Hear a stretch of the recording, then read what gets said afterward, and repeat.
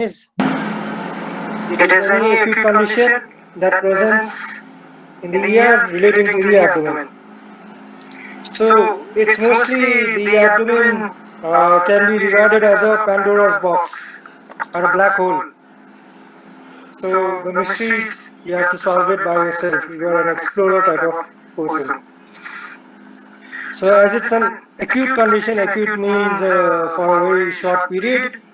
It denotes any sudden, spontaneous, it may be traumatic or a non-traumatic disorder whose chief manifestation is in the abdominal area, and hey, hello, and whose condition may or may not require an operation. Okay, Sunil Rasani? Okay. So, an acute abdomen is a very common complaint. It may present in your medical OPD, may present in your gynecological OPD, may present in your surgical OPD. And all conditions of an acute abdomen may not be related directly to surgery also in some cases. Right? And the symptoms may be benign, leading, or it may lead up to life-threatening conditions. And a delay in diagnosis and treatment may adversely affect the outcome of the patient if it's a misdiagnosis or you miss the chief complaint. So I have written careful history, examination, and diagnostic testing. These are the three pillars on which acute abdomen is diagnosed. Why I have written careful history, as in the biggest font is most of your diagnosis is based on a good history. 80% of your diagnosis and the basis on which you examine and the basis on which you send diagnostic testing depends upon your history. 70 to 80% of your cases will be diagnosed just by history, and that is aided by examination, and sometimes you may require testing, and this testing may be simple testing leading up to maybe in some cases a CT scan, an MRI, or maybe even a PET scan. But your basis on your testing depends on a good history and examination. So there's pain in acute abdomen, and this is mostly visceral or parietal, right? Visceral is due to the nervous system of the visceral organs which elicit the pain, and these are mainly on the autonomic nervous system. And as it is a bilateral innervation, the most of the pain will action को call also है busy sir action को call also right action को call also only busy sir class leader sir. And as it is bilateral innervation, the most of the pain will be related to the midline, right? And as you know, the midline is divided into the epigastric, periumbilical, or hypogastric areas. And once the pain then becomes parietal, it involves the somatic nervous system, and then it goes towards whichever organ area is involved. That is, it becomes a unilateral innervation.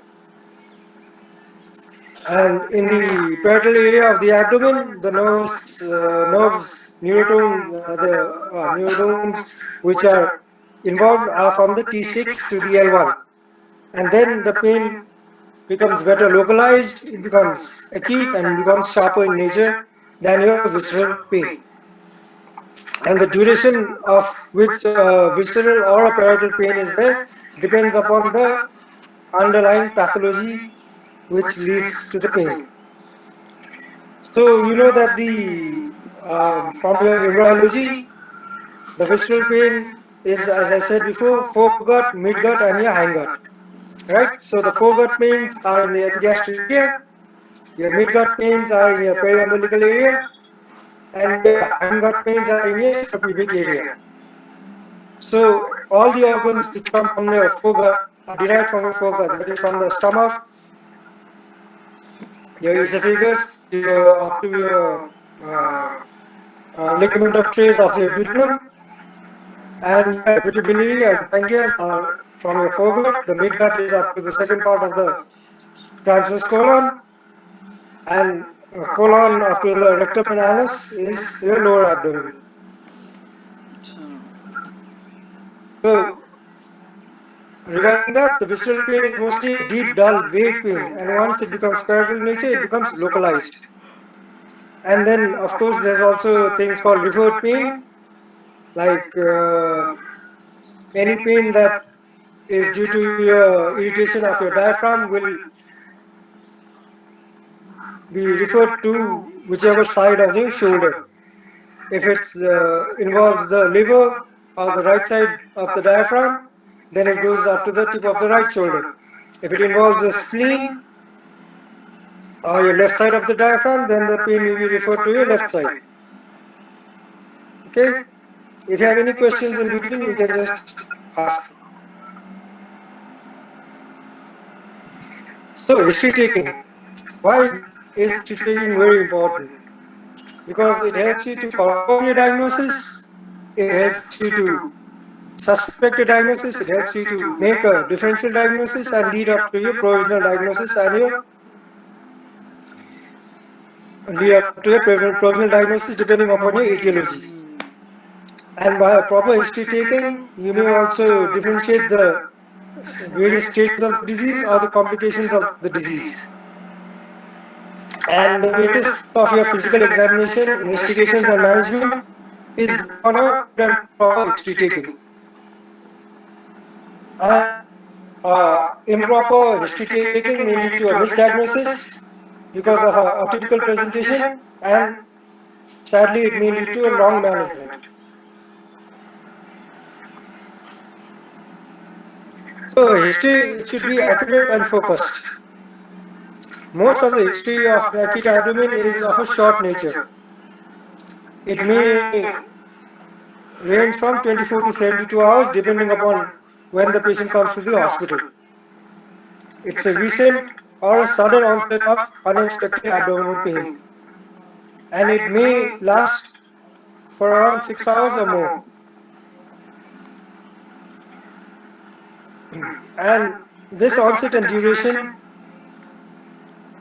may be of various natures. It may be a sudden onset, severe pain, it may become increased rapidly, or it may be a gradual onset and increase. And among these, there are colicky type of pain. Colicky type of pain is a pain which comes and goes. It may present from a few seconds to a few minutes.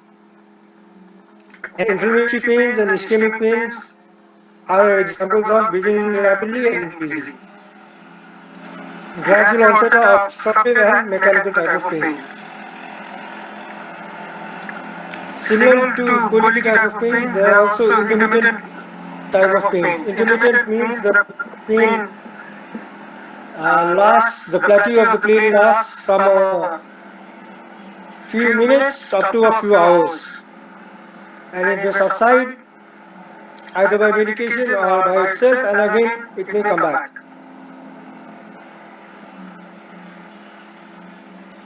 So by history taking, you should know the location of the pain, the character, is it continuous, is it intermittent, is it colicky, what are the alleviating or the aggravating factors.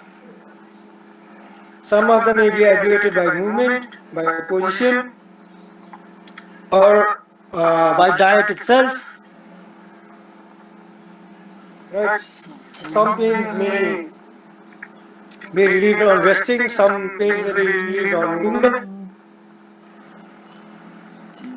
And what are the associated GI symptoms? GI symptoms means, is there any nausea, anorexia, vomiting, or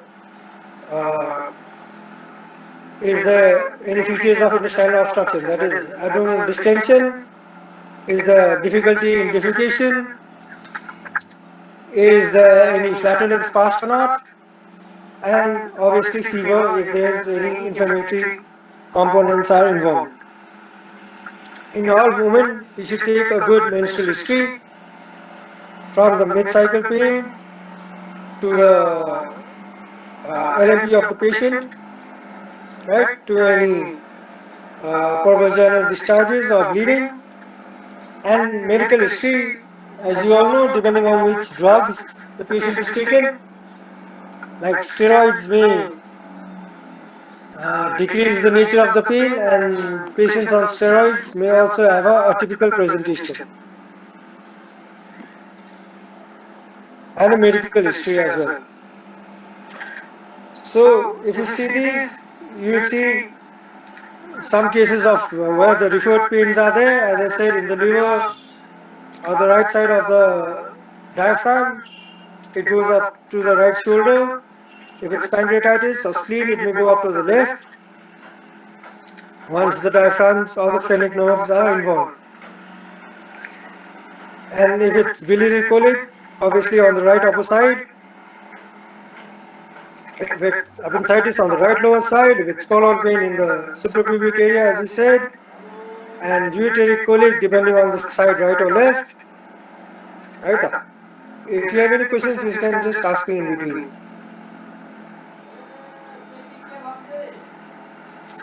So a physical examination on, obviously, some physical examination findings may differ from your history, but how you should focus upon your physical examination depends upon your history taking. So it should be meticulous and it should be rational, right? So first, obviously, you see the general condition of the patient. They may come walking to the ER or the OPD, or they may even come with sepsis, with full blown shock, septic shock or otherwise. So first of all, you see the vital signs of the patient, and if you see a GR code, I've left out clubbing because clubbing is not that important in surgery and mostly in an acute abdomen. What the others are: jaundice is, anemia is, obviously lymph nodes. Patients even may be cyanosis if they come in shock, edema of the patient, and one of the most important is dehydration. A position of the patient in the ER is also very important. A patient mostly with colicky pain may be turning right to left, left to right. He may, or he or she may mostly be unstable.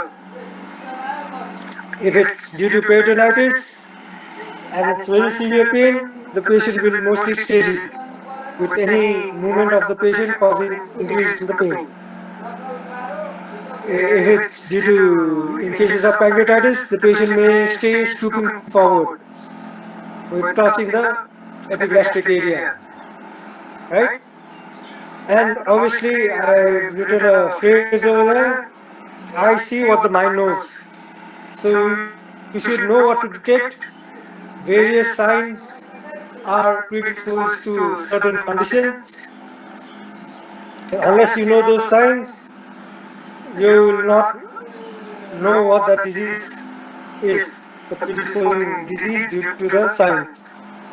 I haven't gone into specific signs or specific diseases because that's a very big topic and we will be dealing with all of them individually later on.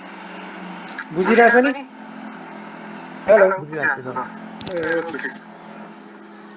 Like, give you some examples. In severe pancreatitis, there are things called the Great Turner sign with ecchymosis on the flanks, right? Okay. So the abdominal examination, as you all know, as in any other examination of your systems, it has inspection, palpation, percussion, and auscultation.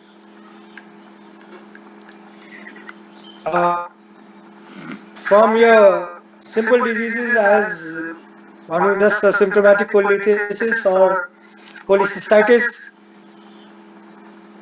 most of these may be normal.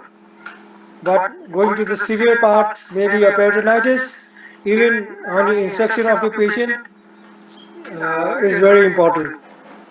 because over there even your abdominal respiration will be affected in cases of peritonitis. You may see ecchymosis, you may see lumps, you may see a irreducible hernia just on inspection itself. Palpation obviously uh, is diagnostic respective to the disease process itself. Like McBurney's point will be tender in, for example, McBurney's point will be tender in appendicitis, right? And auscultation, obviously, if the bowel sounds are involved, right? Is it exaggerated? Is it decreased? Is it absent? Genital examinations, it comes in all cases of acute abdomen, like even a torsion of the testis will lead to a condition of acute abdomen, may present as just an acute abdomen. Even an undescended testis may present as an acute abdomen. Even hernias, inguinal swellings, so genital examinations are important. For females, obviously, in cases of PID, ectopic pregnancies, genital examinations are forever important. And if a patient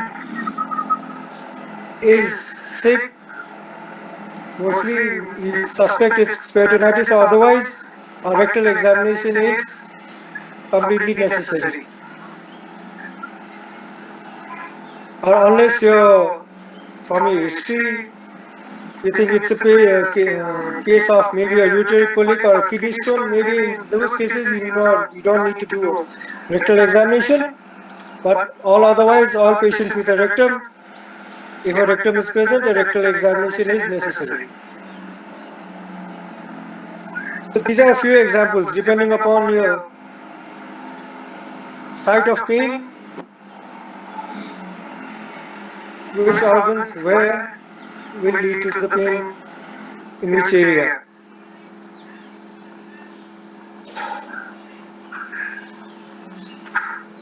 Okay?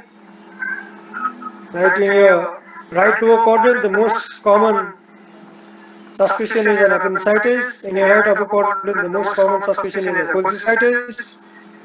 In your epigastric area, it's mostly peptic ulcers with or without perforations. Right? So, lab investigations. Probably most of you have been to the clinical parts, may have visited the hospital, may have seen your various investigation sheets. There are 10 to maybe 100 of investigations you can send. Some are appropriate, some are not related to your history and examination. So you should send your appropriate lab investigations. I've written the most common. Obviously, most of them are investigated by a CBC and a QCDC and a hemoglobin. If it's slightly or longer history, then obviously electrolytes may be affected, or if the patient has multiple episodes of vomiting. If you want to rule out any UTI or renal related problems, then a urine analysis. If the complaint is related to your right upper quadrant, then obviously you need an NFT. If the patient is jaundiced, of course you need an NFT. If you suspect pancreatitis or the pain is in the epigastric or in the periumbilical area and you want to rule out pancreatitis, you need to check the pancreatic enzymes. And in all patients, female patients in the childbearing ages, you need a urine pregnancy test. And ... is other investigations deemed necessary, which you have to send, which you may have to send. You may even have to send some carcinogen markers to rule out cancer in some cases, and you may need some other investigations. But the most common ones are those ones which are written above. Sometimes to confirm your diagnosis and to rule out others, radiological investigations are important. And you should send the accurate ones, deemed necessary. For the for acute abdomen, the most common one sent is a erect chest X-ray, not a supine one, but an erect one. Why an erect one? Because you want to rule out pneumoperitoneum or free gas under the diaphragm. Free gas under the diaphragm is mostly a pathological finding. It may be physiological in some cases or immediately after operations. So, to see if there is any free gas, you should send an erect chest X-ray. Abdominal X-rays, you can send erect or supine or both, depending upon your history and examination of the patient. Any intestinal obstruction you will be dealing with in a separate lecture. I'll just give an example. You will see multiple dilated bowel loops in both an erect or supine X-ray. A supine X-ray will help you further in knowing which area of the GI tract is involved. Is it the ileum, is it the jejunum, or is it the large bowel? But an erect chest X-ray will only show you features of intestinal obstruction, that is dilated bowel loops. It can show you either the large bowel being distended or the small bowel being distended. If you have to choose only one, you just send a supine abdominal X-ray. If you suspect by history and examination that it is mostly a urological cause, then you send a KUB. And nowadays, you like to confirm your diagnosis mostly by doing an ultrasound of the abdomen, and sometimes the above written investigations may not be enough. You may need a CT scan of the abdomen as well. Okay? ठीक sir सुनी रहा sir ठीक है sir Okay. एक वजह ना ना show the answer. Okay? You don't directly send a CT. In some cases you may, but rarely you don't send all these investigations. Depending upon your history and examination, you decide which investigation, radiological, you want to send. So, the most important thing is you have to hit a bullseye, not randomly fire and see if any of the bullets hits the bullseye. Right? But sometimes, as I said, the above written investigation itself may not be important, may not be enough.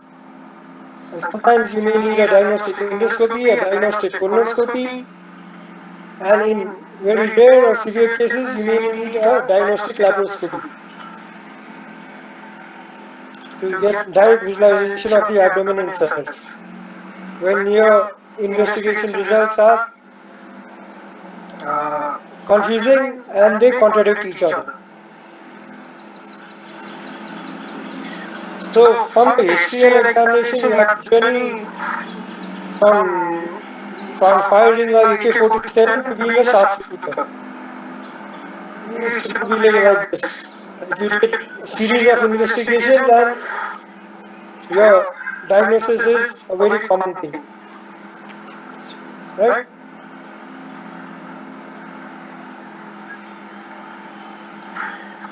So, I have written the most common differential diagnosis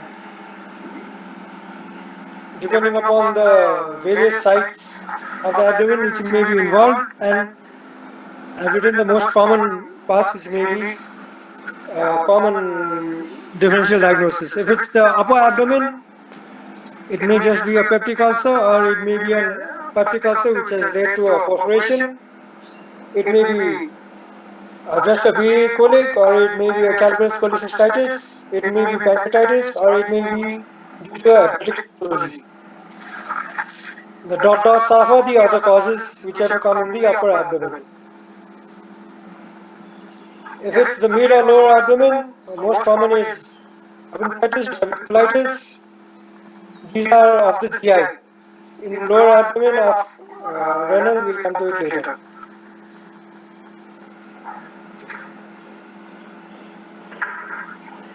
Obviously, you have to keep OBGYN differential diagnosis in mind as well.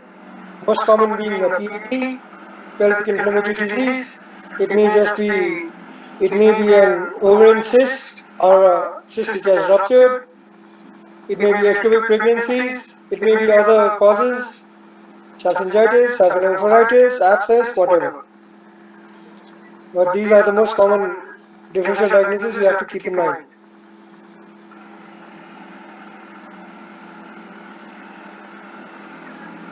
And urological, obviously renal, ureteric or bladder stones. Other most common being urinary tract infections, cystitis, pyelonephritis, and obviously you can go even up to renal TB or renal tumors as well. Right. In the upper abdomen, patients may present with acute abdomen, epigastric pains, whatever, but there may be a series of more dangerous medical diseases. May present as acute abdomen may be a presentation of myocardial infarction, pericarditis, lower zone pneumonias, diabetic ketoacidosis, hepatitis. Most of the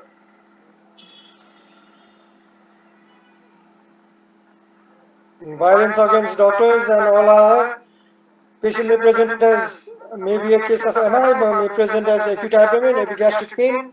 So just give painkillers without ruling out an MI, and the patient may collapse later. So these should also be kept into consideration. Remember one thing, the patients do not read all your medical books before presenting to the ER or the OPD. So diagnosis is in the doctor's hand, and you have to take the relevant history accordingly. So management, I've just dealt with the prelim management that you do in cases of acute abdomen. Obviously, this is the first line of management, and the second line depends upon whatever is the underlying pathology. So first, obviously, fluid balance management depending upon the hydration state of the patient. IV antibiotics or painkillers will not the patient require an hospital admission. May just present as an angina once, may be relieved by these painkillers, but the patient may revisit. And if the patient revisits, always reassess the patient in a more thorough manner. And sometimes, if it's a revisit, it's better to admit the patient. If the patient comes with the same complaint within the day or in a following days. I have written question marks, query NPO, query ANG, query Foley's catheterization, depending upon the condition of the patient. If the patient is in sepsis, if the patient is in shock, if the patient comes with intestinal obstruction, if the patient presents as peritonitis, then obviously NPO, ANG, catheterization may be required. But if the patient just comes with a uterine colic, for example, then maybe the queries, NPO, ANG, Foley's may not be involved. So this is on a case-to-case basis. And the most important, after your first line of management and your first line of investigation, you should manage according to the specific pathology. May or may not require an operation as well in that management. You will be dealing with the specific pathology management and diseases in your respective lectures. I have not gone into all of them as well. If you go into each and every specific cause of acute abdomen, then it will be very long. Okay, so imagine mostly reassure the patient, see what his condition is, try to rule out some differential diagnosis, reach up to your provisional, send your investigations, and again reassess. Do your investigations with the help of your history and examination confirm your provisional diagnosis, or does it lead somewhere else? So manage accordingly. Okay. So a patient with acute abdomen will have severe pain. By proper management, make an acute abdomen acute abdomen. Thank you. Any Excuse questions? me, sir. Yeah. के अरे हजुरले अघि त्यो intestinal अब्स्ट्रक्सनमा erect पोजिसनमा चाहिँ just obstruction मात्रै देखाउँछ सुपाइनमा चाहिँ स्पेसिफिक इन्टेस्टाइनको पार्ट भन्नुभयो नि किन त्यो पोजिसन अनुसार रेडियोग्राफिक इमेज डिफरेन्स भएको होइन किनकि तिम्रो गुड क्वेसन त्यो इरेक्टमा चाहिँ what you see is you just if your small bowel is only involved then you'll see a central dilatation of your small bowels, right? And you'll see various air fluid levels in your erect X-ray. And in your if it's the large bowel, you may only see your the dilatations in your periphery. But in your supine, it's area specific. That is in your jejunum, you will see something. In your ileum, mostly it will be just featureless, just dilated bowel loop. But in your large bowel, it will be incomplete lines which will be seen. And I didn't get those X-rays specifically because intestinal obstruction is a different lecture. And in those lectures, you'll be dealing with the specific findings in a supine X-ray, which is specific to that part so and त्यो that pathology. Awesome. त्यो त्यो रेडियोलोजिक difference किन आएको भन्ने चाहिँ region छैन मतलब Region भने इरेक्टमा चाहिँ तिम्रो एयर फ्लुइड मात्रै तलमाथि हुन्छ कि ए ए होइन but in a supine X-ray because the fluid itself goes down itself and then the ileum को specific dilatation मात्र देख्छ without any features. In your large bowel कोमा चाहिँ incomplete ringsहरू देख्छ. In your jejunum complete ringsहरू देख्छ. तर तिम्रो सुपाइनमा हेर्दाखेरि because of the air and the fluid त्यो देखिँदैन. You just see dilated के अरे fluid loops, bowel loops. So if you have to use just one X-ray, then you obviously do only a supine. Then you can see in which area you can deduce in which area the obstruction is. If you see only dilated jejunal loops, then you know that the obstruction is in your ileum.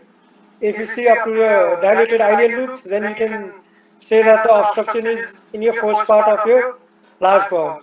If you see dilated large bowel, then you know that the obstruction is in your distal large bowel. Here. Okay. awesome thank you sir And here, if you want the PPTs, you can just email me or something, then I can send you. सो हजुरको email chat बक्समा लेखिदिनु न